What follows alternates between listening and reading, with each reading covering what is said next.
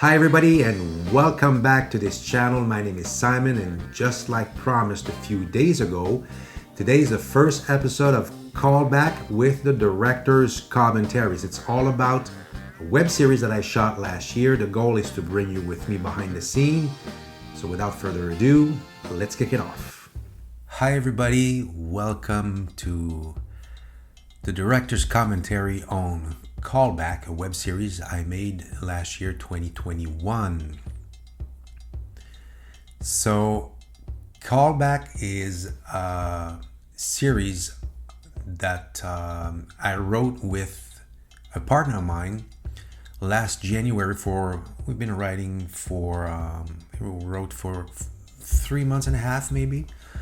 And it was my first experience writing with somebody else. It's basically the story of my friend Sylvie, which is a very well-known French actress in Canada. She has a very bright career. She's been in the business for 35 years. I don't want to make her sound older than she is, but she started very young. She's also a singer. And myself, I play the other character. And we both play our own character. We're ourselves, but of course we're maybe the worst version of ourselves in that series. So she plays a well-known actress on her decline.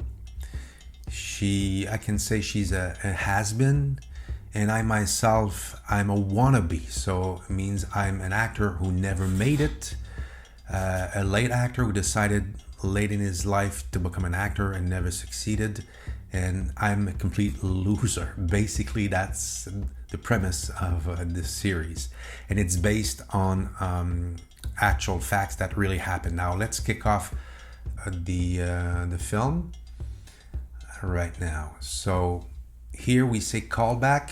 I give the definition of callback, which is an expression in that you're called a second time in addition for the same role. Now I wanted the series to start. I shot it like a movie, okay, and I wanted it to start as the audience are getting into the day-to-day life of those two characters. So the first two scenes, that one, the opening, and the one where inside the grocery store, we're just having a chit chat. It's just small talk that leads the audience to understand the dynamic between both of us even before the story begins. Now the shot from the back, that's what I wanted. I love those kind of shots. It's inspired by Jean-Luc Godard, which is one of my favorite film directors of all time. And you can also think of Boogie Nights, a movie that I like a lot, and Paul Thomas Anderson is also one of my favorite directors. That movie starts that way, and there's also a sequence similar to that one in, I think it's in Goodfellas with Martin Scorsese. Now here, of course, it's small talk. We understand that we know each other very well. I very much like that shot here. I came up with that. It's the first time we see both of us from close-up shots from the side. We're face to face, but at the same time, we're not looking at each other. And here, I shout. The end of that scene is about, do you know what is my favorite scene in Pulp Fiction? And I shout, everybody down, this is a robbery. So, of course, you don't say that in a public place. And it turned out to be not true. It's not my favorite scene in Pulp Fiction, but it was just for the purpose of shouting that in a grocery store. Now here, transition scene with the generic. And let me say that we have an original score in that series. We were very lucky to find somebody to score our film with original music. Now this is the first scene where the story really begins. We're sitting on a terrace and drinking coffee. This scene happens, for those who know the area, it's shot in Saint-Sauveur in Quebec. and we asked the owner if we can shoot a scene. It was very early, probably in early May 2020, 2021, I'm sorry. And he said yes, of course. Nobody was there, mainly nobody was on terrace. We were all by ourselves, and I picked up that particular time of the day to make sure to have the sun on the right side, which is the opposite side of the camera from both of us. Now here, this is a scene where Marc-Alain, a friend of mine, a new friend of mine that I met on the web, he's a true artist, he's a musician, multi-talented guy. I offered him this little role at the beginning, where he comes and he recognizes me as his friend, but as soon as he noticed that I'm with a very well-known actress, he forgets everything about me. He asks to take a selfie for him, and he treats me like shit because we're not very friends, you know. He's just taking advantage of me to have this picture. When he gets his selfie, he leaves and don't mind about me anymore. So it was a scene that was very hard to his part of that scene was very hard to edit because he was improvising a lot from take to take. It was different, so I had to make a lot of editing to go try to get the best of every take to build the scene. Now, but for the rest of the series, between Sylvie and I, it's mainly us in the movie. Everything is fully scripted. Same thing with the dialogue of Marc-Alain, but he was jiving a little bit with his dialogue. But everything was scripted, and it's as it was on the page. We barely improvised. It was all. We had so much fun writing the dialogues. We laughed so much more while writing, even though we were laughing sometimes while shooting. But we laughed a lot. Now this scene here, we had to shoot it. I think it's 2 or 3 times, but 2 for sure. The first day we shot it, the Steadicam, the DJI something, I don't remember, was not working well, so the footage was all shaky. We had to go back at least a second, if not a third time, to shoot it. This time it went perfectly fine. Look at the beautiful ski slopes in the back here, beautiful mountain. I wanted to have that in the shot.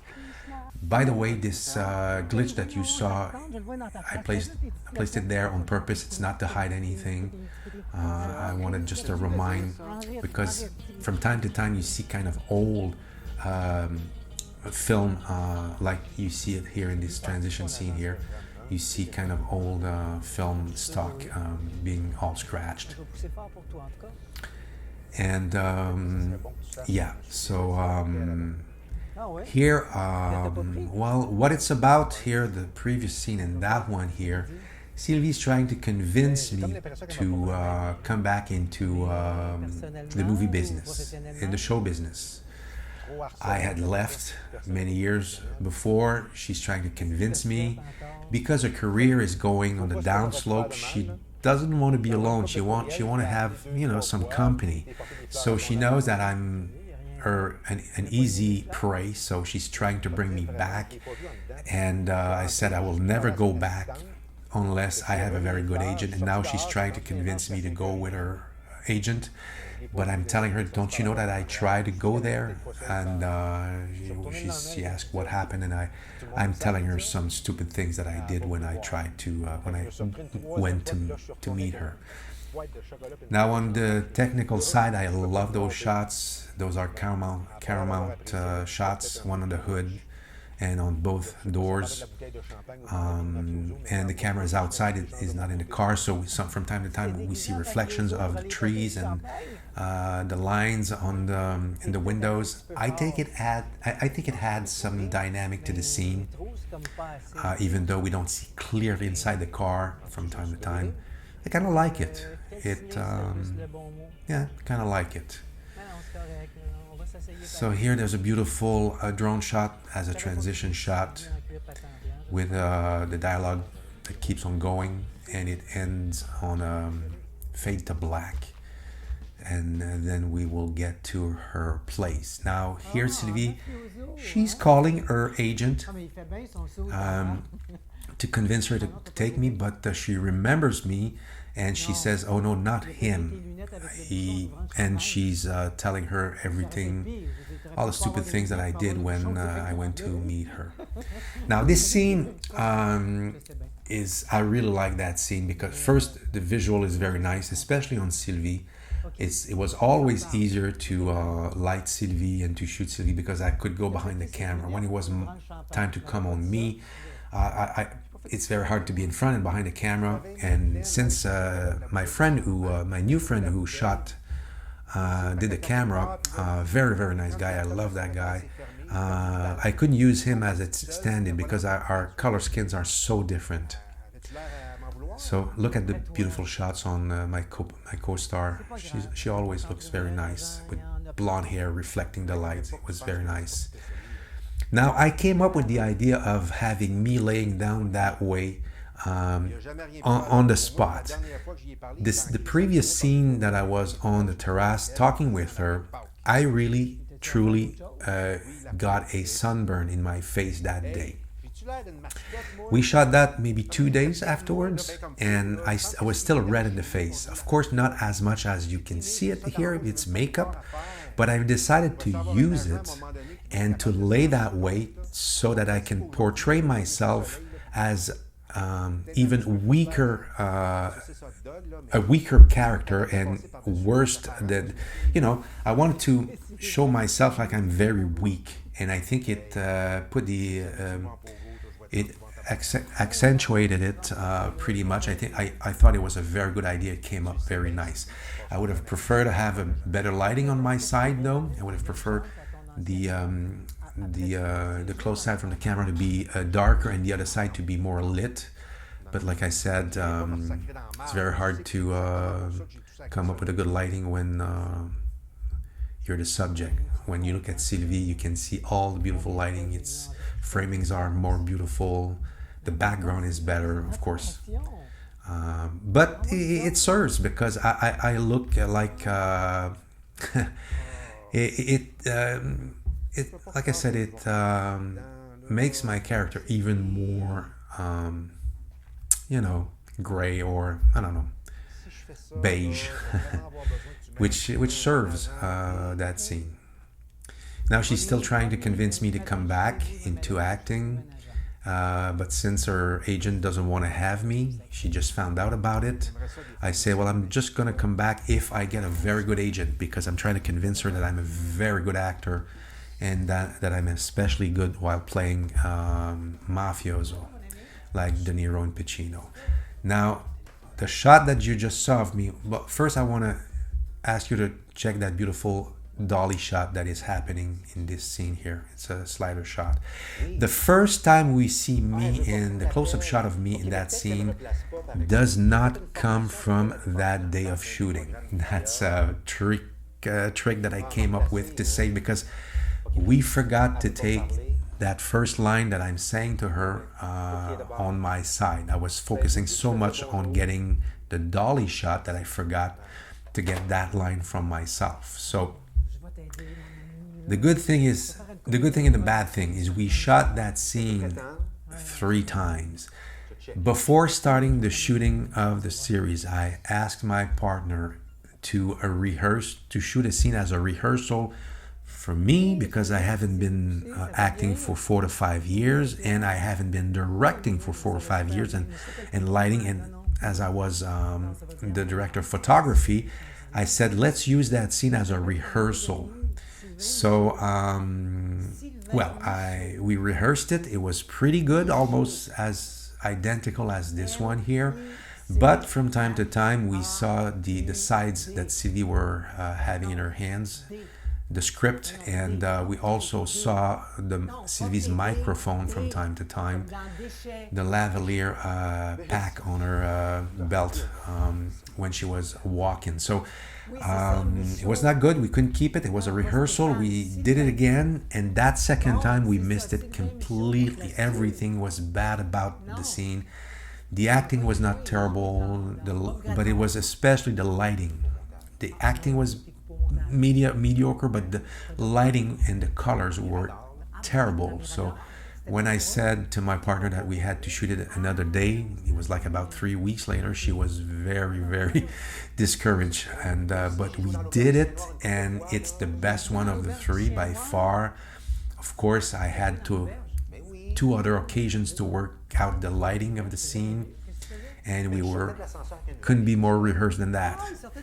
So all the light that you see behind Sylvie is made by lighting, a Fresnel. I used a Fresnel to imitate the sun, and a couple of bounce here and there, and cookies to. We don't see it that much, but I worked very hard, and it's very good looking. I want it to be very sunshine behind Sylvie because she's the sunshine of the movie, especially in this scene here where she tries to convince me to come back, and she's making phone calls for me. So I wanted her to look very bright, and with her blonde hair with a backlight on it, she very pops out of the image. And on my side, it's also the lighting.